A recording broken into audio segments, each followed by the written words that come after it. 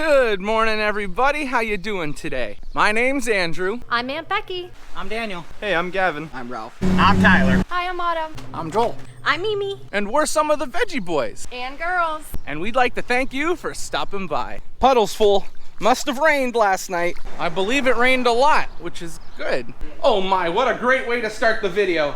Grammy's making pie. It looks like Grammy is making very berry crusts. I have orders. One person ordered 7.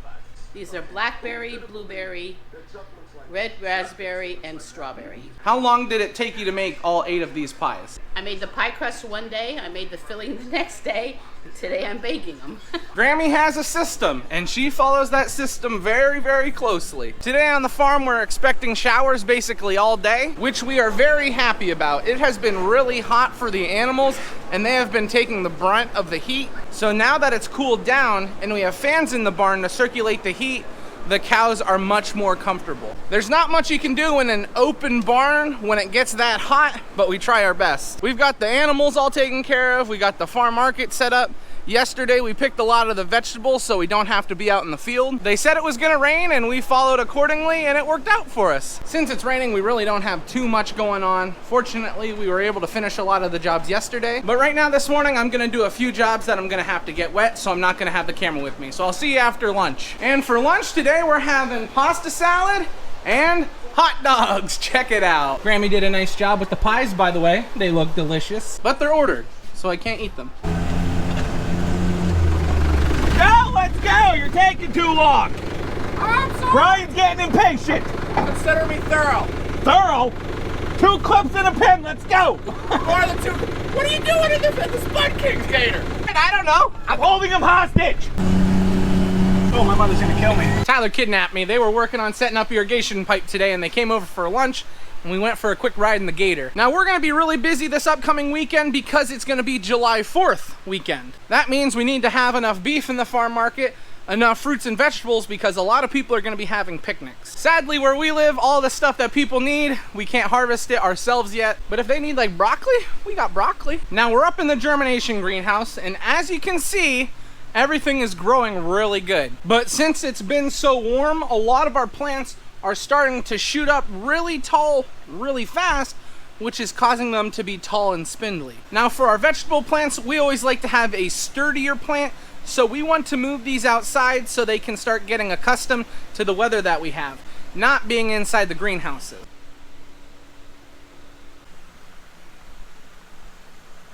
Look at these kohlrabi, guys. Don't they look awesome? I'm really excited that it's raining.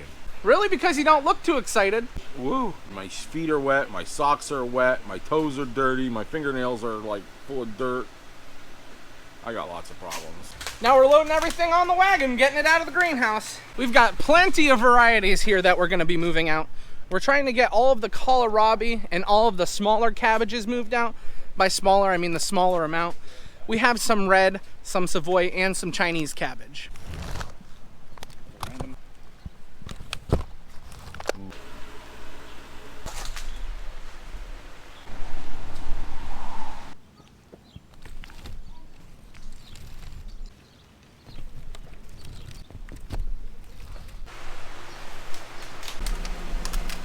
Now, a lot of people in the comments like to talk about the way we carry our plants.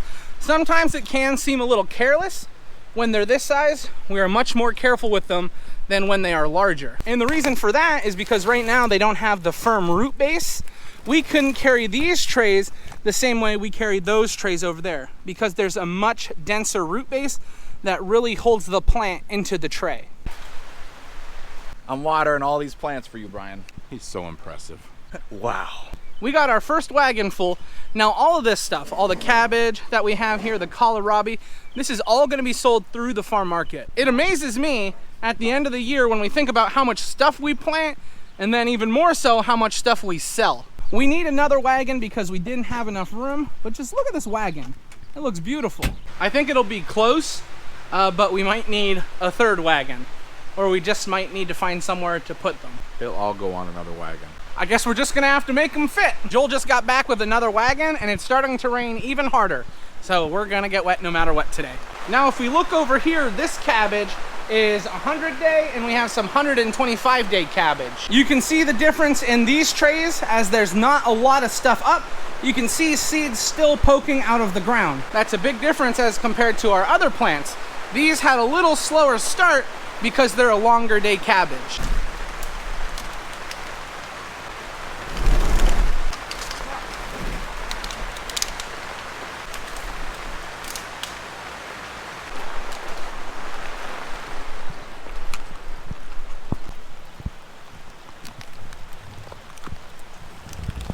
And there we have it, another wagon full of plants moved out of the greenhouse. Watch you guys run over them hoses that we can't. How do we get you on the farm 2 days in a row? Look at the weather. Ralph, a lot of people ask where you are. They want to know, are you really just staying at home sleeping, or what are you doing all day? Nope, I have another job. I do landscaping. He works for Dairy Queen. What's he talking about? Free ice cream, woohoo! Look at him. Are you going to be able to find what you need here? Yeah, I just did. Incredible. We're back with the parts. Dad's gonna finish with what he was working on. We're gonna go back and check on the vegetable plants. We've gotten a lot of nice rain, so we're gonna see how everything is growing. Well, just walking out through the field, it seems like everything got a really good drink. The heads on the broccoli are really starting to grow. We've already been able to harvest a few bushels, but as you can see, we still have a lot of broccoli coming. After our broccoli, we look over at our cabbage, and it's really starting to form nice heads. Now, when we come through and harvest, we will reach our hand in and grab the head of cabbage. Now, if the leaves are tight and the head of cabbage is solid, that means it's ready to harvest. And I don't know what it is, but irrigating your plants does not compare to when you get a really good rain. We look over here at our pickling cucumbers and our regular cucumbers. They are really starting to fill out the rows, and we're getting a lot of nice vegetables. And over here on the yellow squash, I don't even try to count all the blossoms and all the squash that are on each plant. And then we move on to our tomatoes, and our tomatoes are looking awesome this year. Oh, and by the way, our peppers are doing really, really good. We're finding a lot of blossoms, and even some of our peppers are starting to produce. Look at this jalapeno I found. Woohoo, first one of the year. So a lot of you guys have been asking and wondering in the comment section, how come you never see the horses? It's not a major part of the channel, but it is something you hear about and see about. For all of you wondering what's going on with the horses, it's a different part of the operation. My mom runs the horse stable. I'm actually in the horse stable right now. We've tried to do filming down here, but something had happened to the footage where all the audio had completely messed up, and so it ended up not turning out good at all. We're like a horse hotel, if you will. This is Gavin. He's a thoroughbred. He's a retired racing horse. We do own a few that we do ride, but most of them we simply take care of for other people. So what are you doing down here? Well, right now I'm shoeing horses. I got put fronts on Maverick, and then I got trim Maverick and put fronts on Rebel. Some of these horses we do actually own, like Spitfire. He is ours. Yeah. So we have a nice mix of horses that we do own and horses that we take care of. Right next door is the cows and the chickens, and back there is all the fields that we farm and take care of. Oftentimes we don't have the camera, so that's why you guys don't usually see it. So today you're seeing a little bit of horses. So my dad actually is responsible for trimming and taking care of all of the hooves. I think Rebel likes the camera. We just finished putting the front shoe on Rebel. So we're gonna, and his backs are trimmed up. So now we're gonna move to the other front. We have that to do the other front left yet. But that's the finished product right there. That only took you, what, 10 seconds? Well, let's start over, and you can see the whole process for how long it's actually gonna take. By the way, who are you? I'm Lefty's dad. You don't ever see me. I'm always hiding in the shadows. Okay, so front left. This is the last hoof we have to do, so that's the start of it. Bryn, the owner, has already scraped out most of the debris out of there. This is the frog, the sole, here's the hoof wall. Once we get that trimmed off, you'll be able to see what it really looks like when it's clean. So we're cleaning the debris off the sole. We don't have to take a whole lot off of this. Just cleaning it up, taking off the dead tissue. Okay, so we have most of it cleaned up here. So now we're gonna trim back the hoof wall. He's camera shy. So we're trimming the hoof wall back. Yeah, it's a lot of fun holding up a horse's leg. Now what we have right now is some bacterial infection right where the white line is at. This is the white line right here. He has it on that one too? Yeah. So what we have to do is clean that debris out. And then we're going to put some, it's called copper tox. It's an iodine treatment, and it'll kill the bacterial infection on the white line, prevent white line disease from occurring. So now we're just making sure that he's got a balanced hoof now. We're just going to make sure he's straight here, there's no flares, because this has to be right in line with his leg here, because you're working with live tissue, you want to make sure that he's balanced properly. It affects the gait, it affects the ligaments, it affects the tendons, how the horse walks, how he stands. It's like doing surgery. So if you don't know the anatomy and you don't know the right angles, you can really mess up the animal. So we're going to check the angle on him, and we're going to make sure that we're about 50 degrees is what we want. So this gauge just checks the angle, and we're at 50 degrees. So that's where we want him. All right, so now we're just going to cold fit the shoe. We're going to see what we have to do to shape it. You want the ends of the shoe to meet at the bulb. That's what this part here is called, the bulb. So you want the shoe to end right at the frog, which is this part right here. They call that a frog. It's like the shock absorber for the horse. That end of the shoe has to meet right there when you nail it on. So we need to open the shoe up and turn the heels in. So that's what we're going to do now.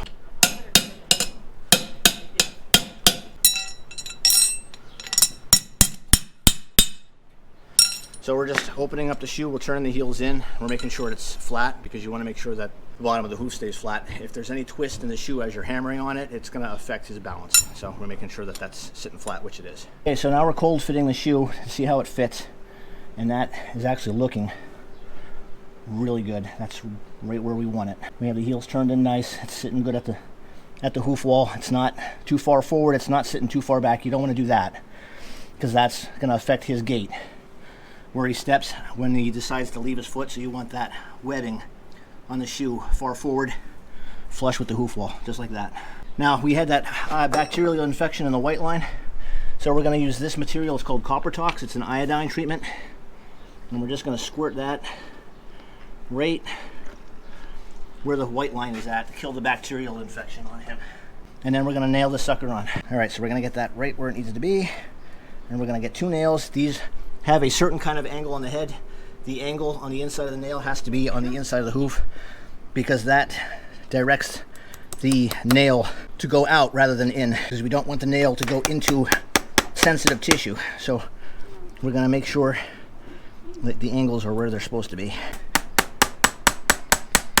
And for many of you watching, no, this does not hurt the horse. So why is it that you can take a nail and hammer it right into a horse's hoof and it not hurt the horse at all? The way the horse's hoof is structured, you've got the outside of the hoof wall, and then there's about 1/8 of an inch of, well, it's horn is what it's called, before you hit live tissue. Inside the capsule of the hoof wall is called the Venus Plexus. It's basically a bunch of nerve endings that all kind of come together. It's like a big sponge, but it's all nerves, and it's all blood vessels coming together, which is why you can take such a large animal and put it on such a small surface. It's like a woman wearing high-heeled shoes. So the concussion from an animal that heavy on that small of a surface, normally you would think that hoof would just blow apart. But because of the way it's designed, when the horse lands, all that blood acts like a shock absorber, like a hydraulic shock absorber, and the blood fires up the leg. And when the leg picks back up, all the blood rushes back down into the hoof capsule to prepare for the next landing, which is why horses can do what they do and there's no damage to the hoof. So when you're driving a nail into the hoof wall, you've got 1/8 of an inch of horn that you can nail into, as long as you know how much hoof wall you've got to nail into and the angle of the nail. So the nail has to drive in, but where that angle is at, the nail, as you're driving it, starts to bend out. So as you start to hammer that nail in, the nail starts to bend out. The harder you hit the nail, the faster the nail's going to come out of the hoof wall. So you have to kind of judge how hard you're hitting the nail and how much of the nail is going into the horn. Which one? So in case you're wondering why I'm wearing leather on my wrist, it's because when I first started shoeing horses, I made the mistake of not bending the nails over when I first started driving them in, so they would stick out just like that when I nailed it in. And I had put 4 nails into the inside of the hoof wall, and the horse decided to pull his hoof out. All 4 nails went across my wrist. So This is a protection in case the horse decides to do it again. We're just gonna clench the nails over like I did on the first one, and then he's done. So there you go, guys. If you ever wanted an impromptu guide on how to shoe a horse, now you know. How do you feel about this whole operation? Awful. So there you guys go. A little visit into the horse stable. I'm sure we'll be taking you in here more often than not to let you know about what's going on and how things are going down here in the horse stable. As you can see, it's a family operation. My Uncle Brian is the one that runs the farm, and I work with my uncle on a daily operation. And my mom owns the horse stable. So my mom and my dad both take care of the stable, and then I also work as a manager in the horse stable. So I go back and forth between the farm and the horse stable quite regularly. So I hope you enjoyed your little visit here at Sunny Old Stables. Alrighty, we made it up to the house and dinner is already on the table. Lauren, you're ahead of schedule. Yes, I am. Tonight we're having a chicken pot pie casserole. So we got the biscuits on top, the pot pie mixture. Ooh, looks good to me. How have you been feeling today? How's the baby bump? Doing good. She's been kicking a lot today. Ooh, active. Brian rescued me today. I ran out of milk and he had to go grab some for me from the store. I don't know why I have to do your job, Andrew. Daniel, I need my pants. All right, guys, so we're gonna sit down and eat our dinner. So that means this is where we're gonna end the video. We wanna thank everyone for watching and we hope to see you next time. Bye-bye.